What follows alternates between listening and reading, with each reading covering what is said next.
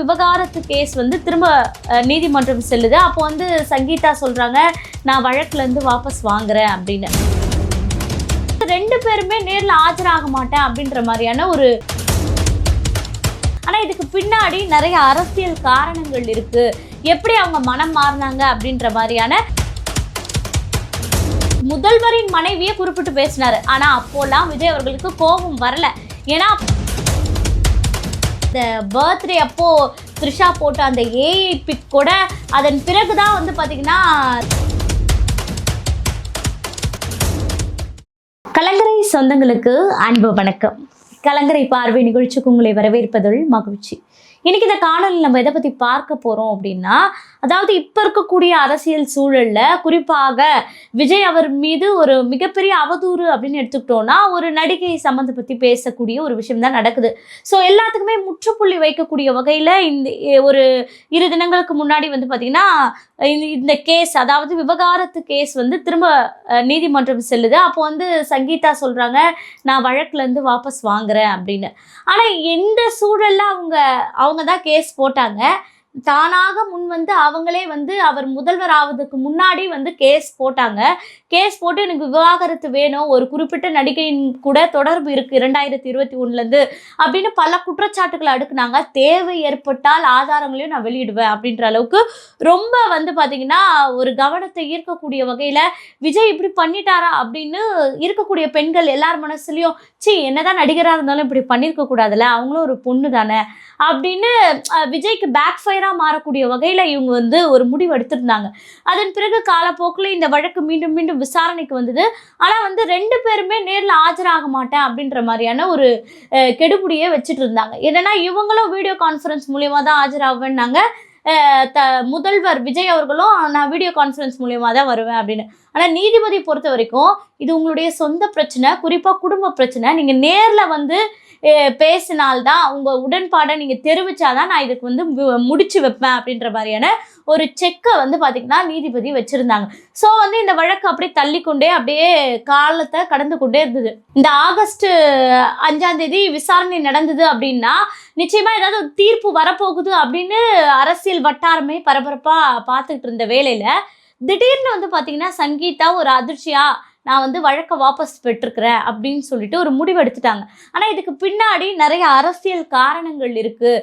எப்படி அவங்க மனம் மாறினாங்க அப்படின்ற மாதிரியான பல யோசனைகள் இருக்கு இல்லையா. ஏன்னா வந்து ஜேசன் சஞ்சய் அவர்கள் ஒரு முக்கிய பிரபல ஊடகத்தில் வந்து பார்த்திங்கன்னா திடீர்னு நேர்காணல் எடுக்கிறாங்க, சம்மந்தமே இல்லாமல். அந்த ஊடகம் குறிப்பாக விஜய் அவர்களை என்ன செய்கிறாரோ அதெல்லாம் ப்ரொமோட் பண்ணக்கூடிய ஊடகம்னே வச்சுக்கோங்களேன், அவங்களுக்கு சாதகமான ஊடகம். ஸோ அந்த ஊடகத்தில் போய் ஜேசன் சஞ்சய் அவர் பேசுகிறார். அவர் பேசுகிறது என்னன்னா, தன்னை விட தன்னுடைய அப்பாவை ரொம்ப பெருமைப்படுத்தி, என்னுடைய தந்தைக்கு நான் முதல் வாய்ப்பு கொடுப்பேன், எங்கள் 2 பேரோட காம்பினேஷன் நாங்கள் சேர்ந்து நடித்தோம் அப்படின்னா அது சூப்பர் டூப்பர் ஹிட் ஆகும் அப்படின்ற மாதிரியான பல விஷயங்களை மனசு விட்டு பகிர்ந்துக்கிறாரு. சிறு வயதுலேருந்து தன்னோட அப்பா கிட்ட இருந்த அனுபவங்கள் எல்லாத்தையுமே பகிர்ந்துக்கிறாங்க.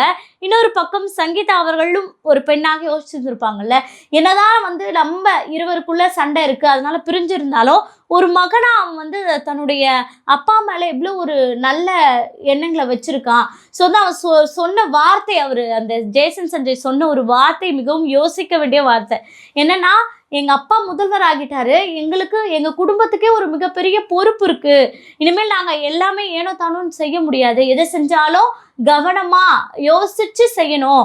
ஸோ எங்கள் குடும்பத்துக்கே ஒரு மிகப்பெரிய பொறுப்பையும் பெருமையும் எங்கள் அப்பா தேடி கொடுத்துட்டாரு அப்படின்றத அந்த இடத்துல வந்து தன்னுடைய பையன் வந்து பதிவு பண்ணுறாரு. ஸோ இதை பார்க்கும்போது ஒரு தாயாக, ஒரு பெற்ற தாயாக என்ன தோணி இருக்கும் அப்படின்னா, சரி கணவன் மனைவிக்குள்ள கருத்து வேறுபாடு காரணமாக தான் நாங்கள் பிரிஞ்சிருக்கோம், ஆனால் குழந்தைகள் வந்து அவங்களுடைய ஃப்யூச்சர் வந்து நல்லா இருக்கணும். அது மட்டும் இல்லாமல் இப்போ தன்னுடைய கணவர் வந்து முதலமைச்சர் அப்படின்ற ஒரு பொசிஷனில் இருக்காரு. ஸோ வந்து இப்போ நம்மளே வந்து குடும்பத்தோடைய பிரச்சனையை கொண்டு போனோம் அப்படின்னா என்னதான் அவர் நல்லது செஞ்சாலும் சமூகத்தில் வந்து அவர் வந்து தவறாக தான் பேசுவாங்க. இன்னொன்று, தன்னுடைய பையன் வந்து இப்போ சிக்மா அப்படின்ற அந்த படத்தை வந்து தயாரித்து வெளியிடுறாரு. ஸோ வந்து இதுக்கு பிறகு வந்து ஒரு பெரிய சப்போர்ட் வேணும்னா கண்டிப்பாக அது விஜய் அவர்களுடைய சப்போர்ட் கண்டிப்பாக வேணும் அவனுடைய வாழ்க்கைக்கு அப்படின்ற ஒரு முடிவெடுத்து சங்கீதா அவர்கள் இந்த முடிவு எடுத்து இருந்திருக்கலாம்.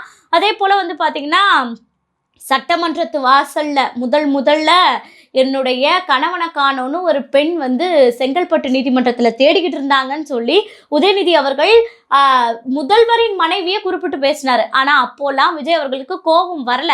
ஏன்னா அப்போ இவங்க சேரக்கூடிய சூழல் எதுவுமே பெரிதாக இல்லை. ஆனால் இப்போ வந்து பார்த்தீங்கன்னா த்ரிஷா அவர்களோடு விஜயை சம்பந்தப்படுத்தி பேசும்போது டிவிக்கு அரசாங்கத்துக்கும் முதல்வர் விஜய் அவர்களுக்கும் கோபம் வருது. என்ன அப்படின்னா, தன்னுடைய மகனுடைய கரியருக்காக நாங்கள் ஒன்று சேரலாம் அப்படின்னும் போது மீண்டும் மீண்டும் ஒரு நடிகையை சம்பந்தப்பற்றி பேசினாங்க அப்படின்னா, இது வந்து தன்னுடைய குடும்பத்துக்கும் சரி, தன்னுடைய ஒரு அரசாங்க பதவியில் ஒரு முதல்வராக இருக்கக்கூடிய எனக்கும் அது நல்லதில்லை அப்படின்றத உணர்ந்த பிறகுதான், குறிப்பாக சில பத்திரிகையாளர்கள் சொல்கிறாங்க, அந்த பர்த்டே அப்போது த்ரிஷா போட்ட அந்த ஏஐ பிக் கூட அதன் பிறகுதான் வந்து பார்த்திங்கன்னா விஜய் வந்து த்ரிஷாவை ஒதுக்கவே ஆரம்பித்தார். இதோட இவங்களுடைய ரிலேஷன்ஷிப்பை கட் பண்ணணும் அப்படின்னு முடிவு பண்ணார் அப்படின்ற மாதிரியான விஷயங்கள்லாம் போயிட்டுருக்கு. ஸோ அதே மாதிரி தொடர்ச்சியாக இந்த மாதிரி பேசினோடனே இதுக்கு இனிமேல் இடம் கொடுக்கக்கூடாது அப்படின்னு சொல்லிட்டு உதயநிதியே கைது பண்ணாங்க. ஸோ வந்து இதுவும் வந்து பார்த்திங்கன்னா சங்கீதா அவர்கள் மத்தியில் ஒரு பெரிய தாக்கத்தை ஏற்படுத்தியிருக்கலாம்.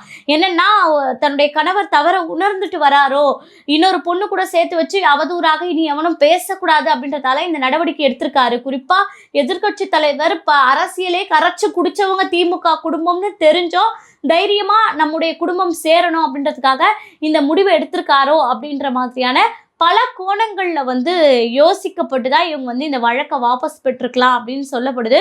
ஏன்னா இந்த சிக்மா படம் அந்த வெளியீட்டு விழாவுக்கே வந்து பார்த்திங்கன்னா குடும்பத்தோடு கலந்துக்கக்கூடிய சூழல் தான் வந்து இருந்ததாக சொல்லப்பட்டது. இருந்தாலும் சின்ன சின்ன மனக்கசப்புகள் பேச்சுவார்த்தைகள் போயிட்டு இருந்ததால் இது வந்து முழுமையாக நிறைவடையலை. ஸோ இப்போ வாபஸ் வந்து பெற்றுட்டாங்க அப்படின்னும் போது இதன் பிறகு வீட்டில் இருக்கக்கூடிய பெரியவங்க அவங்கெல்லாம் பேச்சுவார்த்தை நடத்தி, இல்லை தன்னுடைய மகனே கூட போய் பேசலாம், அவங்க அப்பா தானே, என்னதான் தவறு செஞ்சிருந்தாலும் அப்பா இல்லைன்னு ஆயிடாது இல்லையா.